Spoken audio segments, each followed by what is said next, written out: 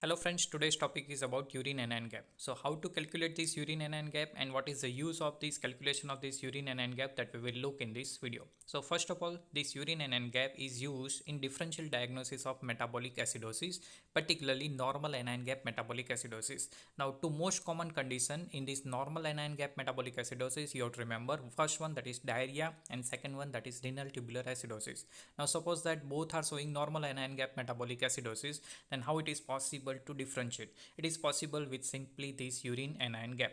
So basically this urine anion gap is purposefully used to estimate the ammonium excretion. This ammonium excretion is not easy to identify in the urine, but this urine anion gap is calculated by simply calculating urinary sodium, potassium and chloride. So simple, if you are taking value of urinary sodium and potassium and minus that from the urinary chloride value, then it will give a idea of about urine anion gap. Now what happened? This particular ammonium chloride excretion is increased in metabolic acidosis, particularly in case of the diarrhea. So in diarrhea, ammonium chloride is increased in number. So when this ammonium level is increased in a excretion, so along with this ammonium ion, this chloride is also increased in number. So when this chloride level is increased, what happens? So if you are increase the value of chloride in this calculation, the overall value will go towards the negative side. So if urine anion gap becomes negative, it is indicating normal anion gap, but it is in the case of the particular diarrhea it is seen. But another situation like renal tubular acidosis, what happen? Ammonium excretion is defective.